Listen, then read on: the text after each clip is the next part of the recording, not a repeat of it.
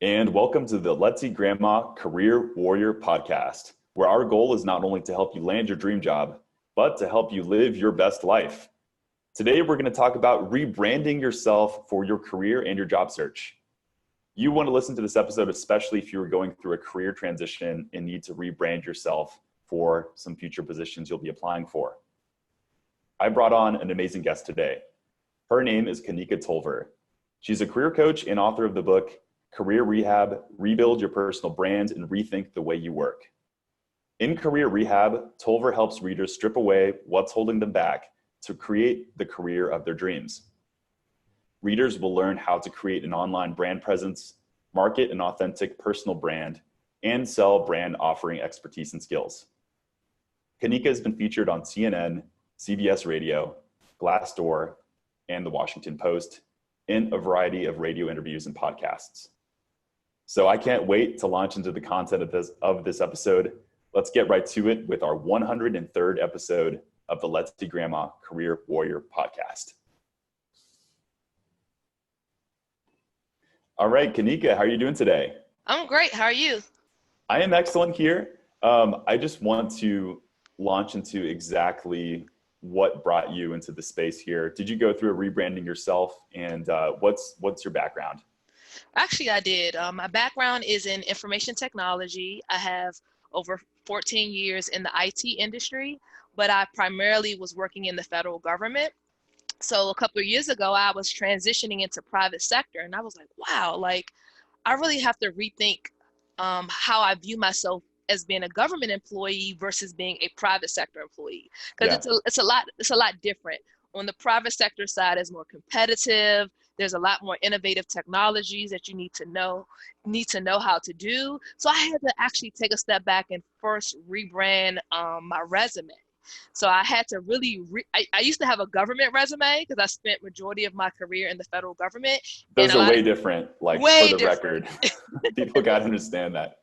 They're written way different, but there's different keywords, there's different phrases that you use, there's different acronyms that you use. So I had to take a step back, and I started to really look at myself as a brand as I rewrote my resume. So in a way for private sector to understand what I was doing in government in their language, right? Because they have their own language. So as a project manager, I had to be able to look at job descriptions, and I had to be able to align my resume with those private sector job descriptions. So that's kind of what I started to do around maybe 2014-ish.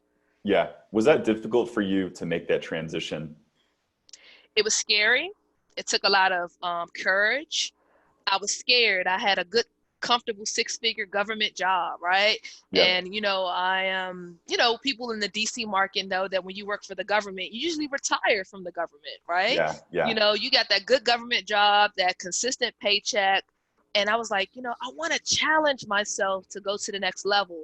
So the very first private sector job that reached out to me after I put my new private sector resume online was a company called Deloitte Consulting.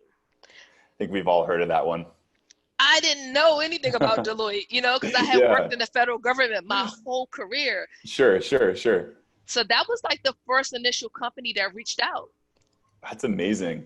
And, I told you a little bit about my story. I went through a transition myself, and it's not easy, especially going from, in my case, I was in hospitality, and I moved to starting my own business, which I think is its own thing. Right. But in the broadest sense, though, what do you think how would you define a rebranding? Like, what is that? I think a rebranding is like a facelift on your career. It's like enhancements. It's like plastic surgery. When you think about people that go and, get plastic surgery. But in my book, I like to talk about rebranding closer to renovations, like in a home. Okay. When you think about a home that you live in and you're doing renovations in your kitchen and your bathroom, you're getting new appliances. It's like, what is going to make this house marketable? What is going to make an average consumer want to buy my house, right? Yeah. So it's the same thing with our resumes and with our LinkedIn profiles and with our careers. We have to get to a place where we gut out the things that we need to build our skills up, Maybe we need to get certifications. Maybe we need to do a career change into an industry that is going to, let us be able to live out some of our new goals. So I think it's important to make yourself, you need to be able to learn these three things in rebranding. I like to call it my three-step formula. Sure. Brand, market, sell. If you can rebrand, then you can market yourself. If you can market yourself, then you can sell yourself into the job interviews and as you network. Okay, that's awesome. And what I want to do for the heart of this podcast is launch into some really awesome basic strategies we can use to rebrand ourselves. I want to go into the concept of the career floor plan and specifically this metaphor you've built, which I think is just beautiful, of the house being a really great part of your rebranding. So let's go ahead and start with this first question. And that's, how can I start to build my house or my floor plan, the foundation, if you will, to my career change? So in my book, I like the word floor plan because, a lot of people use the word or the phrase career blueprint, but I feel like career floor plan it's like you're the architect of your career. It's the same way when we get a house built or we decide to buy a house and we're actually trying to figure out the dimensions of that particular house. You have career dimensions. You have career rooms and spaces. So I like to walk you guys through a few things that you guys can do as you build your own career floor plan. So that'd be awesome. The first thing you want to do is you want to identify the location. It's the same way when you go buy a house, you kind of know what cities and zip codes you want to live in. Where do you want to work? Do you want to work, in a specific city? Do you want to work in the inner city? Do you want to work in the suburbs? I think commute is so important before we even start the rebranding in our job search, is identifying where do we want to work. Some people want to relocate to a whole nother city because they have a whole new mindset about where they want to work. So think about your location. The next thing is to think about is salary. It's the same way when you get a house. You're thinking about what can you afford, right? Can you afford 200,000, 300,000? Your salary is driven off of what skills you have, what experience you have.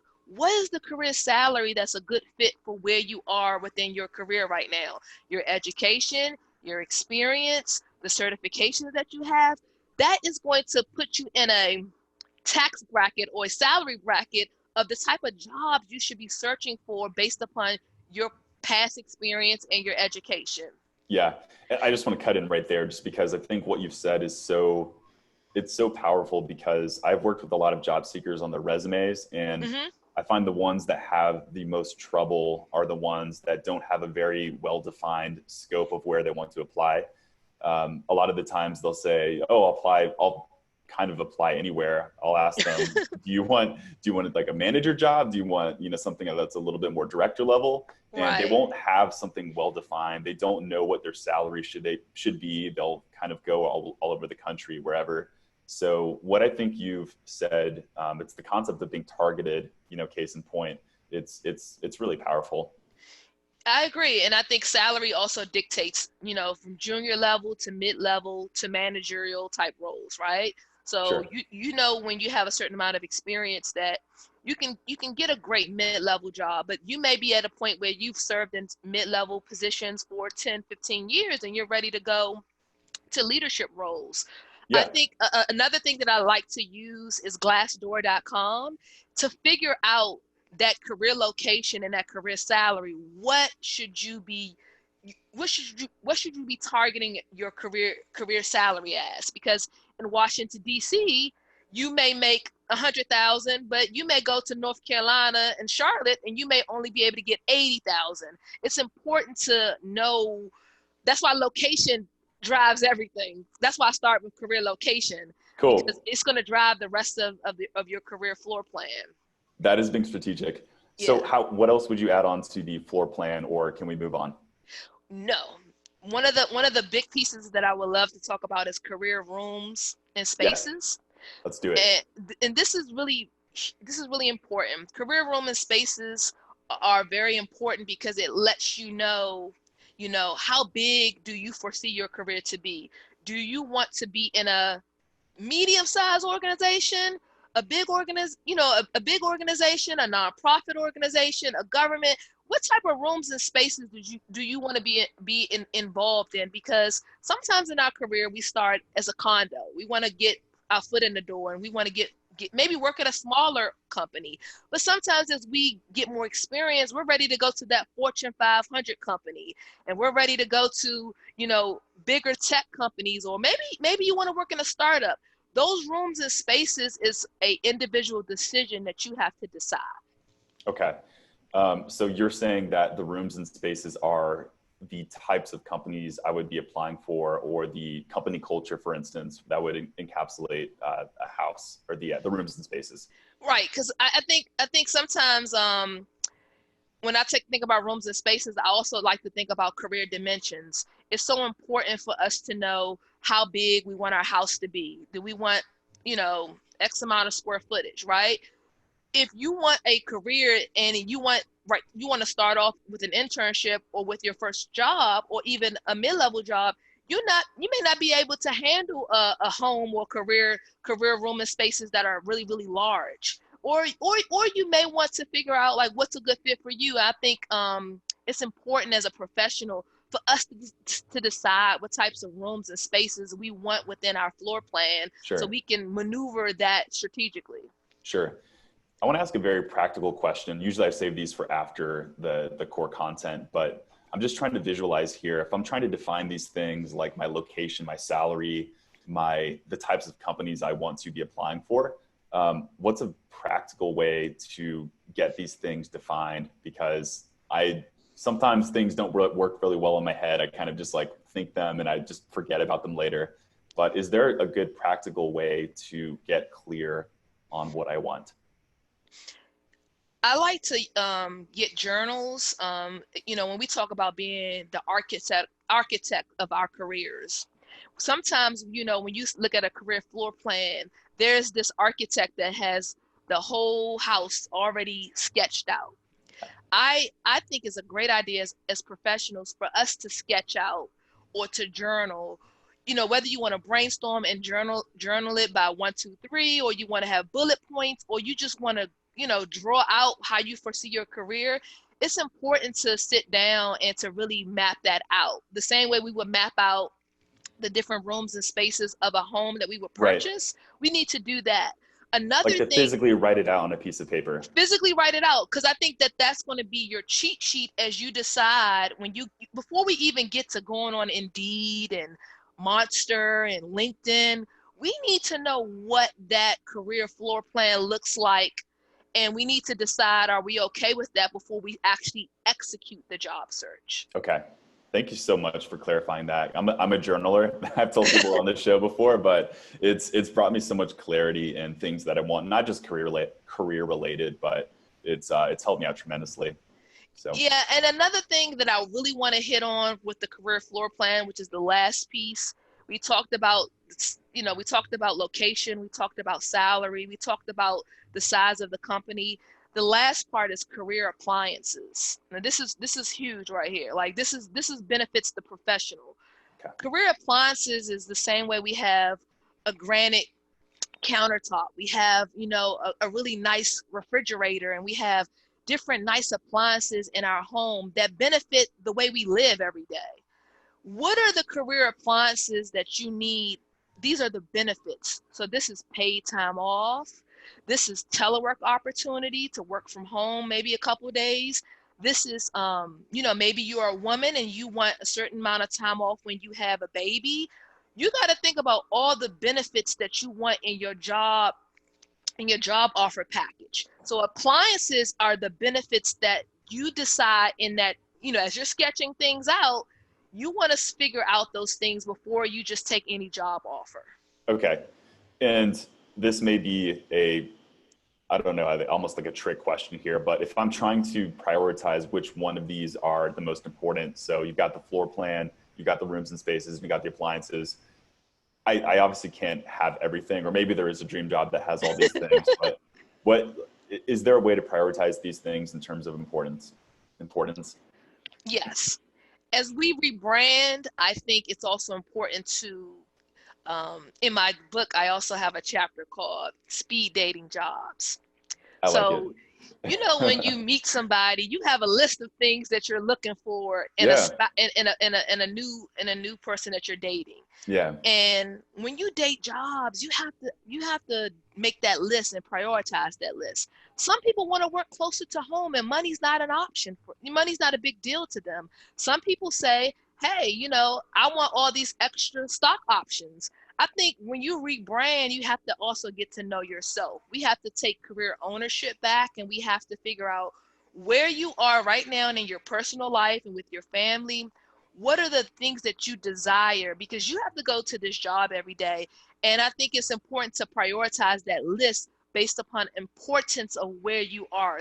When you're young and you don't have a lot of responsibility, money's probably your driver. You know what I mean? It's Sure. probably the first thing that you're looking to make. But as you get older, I think it's important to make sure that you make that list based upon all the other things that's going on in your personal life. Excellent. Kanika, I want to talk about the emotional challenges of going through a career change. I think about all the people who are, let's say they're going from a career they've been in for 10 years, and then they all of a sudden they feel the need to be a software developer, and they're ready to make that transition. It's not so easy, just from talking with a lot of these individuals. But for you in your past, how were you able to deal with the stress and anxiety that you may have had with that transition? Very good question. Because doing a rebranding is not the easiest task, and it does cause for some of us as professionals to have fear, to For have sure. worry. I suffer from, at one time I did suffer from career confusion, just not knowing what I wanted to do. You know what I mean? And I think doing a rebranding and a career change, it kind of takes you back to career discovery, right? You have to really get back to, like, what are the things that you want to do. So some of the things that I would say to get over that initial career anxiety of a rebranding, of the rebranding process and of just a career change, is to create a great network. I think networking is something that we don't utilize as much. There's somebody else that already went through a career change or Yeah. has overcome that challenge of getting that certification that you desire, or that got that job at Microsoft and you really want to work at Microsoft. I think it's so important to maximize our network and connect with like-minded people that are in the position that you're trying to go to.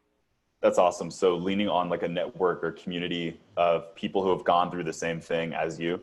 Yeah, so what I did 2 weeks ago is I'm actually in the process of doing a career change from project management to cybersecurity and cloud computing. So what I did is I put a post on LinkedIn and I said, hey, I'm looking for some mentors that are knowledgeable and experts in cloud computing and cybersecurity. I got an outpour of support of people that I never met that are all over the United States, Yeah. men and women saying, hey, I'll set up time to talk to you. Let's do a Zoom call. Let's do coffee. It Yeah. was amazing to know that these people that don't know me were willing to share the knowledge of how they was able to get into the same industry that I'm trying to get into. Yeah. That's so amazing because I think most people forget, especially people who are afraid to ask for things or people who are, they may be on the more shy side, but human beings have a natural desire and instinct to help other people out, especially people who have gone through the same thing. I'm thinking yesterday, this just popped in my head right now, but I saw a LinkedIn post about someone who was making a transition into starting his own business. Mm-hmm. And I don't know what the heck came over me. This is just a natural instinct, but I commented on that LinkedIn post. I said, hey man, congratulations on your transition. And please send me a DM if you want any advice or anything like that. So I think it's just natural for humans to help out other humans, especially if they're going through the same thing. And I think job seekers and career transitioners especially should not be afraid To to ask for help. ask for help. Exactly. Yes. And I Exactly. think when you try to take on this rebranding process and you're trying to rebuild your personal brand, you really have to, like in my subtitle, you really have to rethink the way you work. You can't keep working like the way you used to work when you just had that job and you went to that job every day. You didn't expand your network. You didn't talk to other people. If we're going to do a career change or Sure. rebranding, we have to transition ourselves to say that it's okay that I don't know, but I know that there's someone else that overcame the same challenge. Okay. Kanika, what's the biggest mistake that people do make when they are rebranding, aside from not leaning on a network? I think the biggest mistake that people make is they don't rebrand their online presence, like their LinkedIn profile in their job board profiles, because you can expand your network all you want. You can meet these great new people, but there are recruiters and there are human resource specialists that don't know you, that need to be able to see that rebranding take place, right? So I think it's important. Number one is to definitely rewrite your resume, and also have other resume writers or other people that are in your new network to Yeah, critique it, to give you some feedback, because they may be in the industry that you're trying to get into. They're going to know what to change in the resume.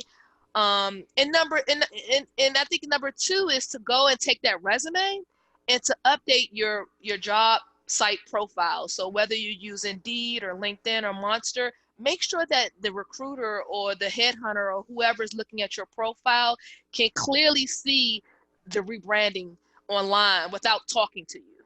amazing. I think what you said is so powerful, because it's one thing to do the internal rebranding and to really get clear on what you want. It's a whole entire other beast to communicate that brand to other people. Like, you need to be putting yourself out there. You need to be finding a way to communicate yourself through your resume, through your LinkedIn profile, through a cover letter, through just even the way that you talk with people in everyday conversations. Yes. I think that's huge. And I would say the same thing for businesses, for people that want to start their own companies. It's like, you need to find a way to communicate your value. Otherwise, it's pointless. Agreed. And maybe to add to that, I think that's really good, Chris. Those are some really good points. I Mm-hmm. think to add is to also maybe go to meetups, meet new people at these meetups, go to job fairs, face-to-face job fairs, attend virtual job fairs. I think it's so important to also not just hide behind your LinkedIn profile, but Sure. to be able to go to job fairs where you can actually introduce yourself to people. Sure. You're preaching exactly what I say on the show. So thank you. Thank you for bringing that to light. Okay. So for my last question here, let's say I'm an employer who's looking at somebody who's making this transition. One thing that I do fear is that some people will have a level of skepticism for people who haven't had those positions before. So what would I do as a job seeker to ensure that companies are taking me seriously, even though I haven't necessarily had that role before? That's a great question, because I think that is one of the biggest things people struggle with rebranding or doing a career change. Their Right. fear is like, I don't have the experience. I've Right. never done this job before, or I've only got the new certification or the new degree, and they feel like, oh my gosh, like they're not going to hire me.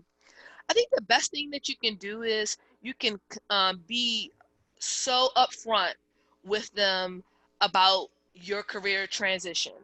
Because I think so many companies are in a place where they know that people have certifications and have new degrees, that Yeah. they're willing to give you a chance. I think making that impression when you're in the job interview or when you're communicating over the phone with the recruiter, I think is so important to be upfront. But while you're in your current role, what you could do is you could do a detail. You could, see if there's an opportunity for you to work a percentage of your time doing something new in that new skill set, to kind of get that maybe 25% of your time. See if your manager will allow you to work on a project or a task that could be some great experience to put on your resume. Fantastic. And one last sub question off of that. If I am making a transition, and I haven't had the experience before, shouldn't I allow for some flexibility for my salary to be a little bit lower in the beginning and to increase it later on?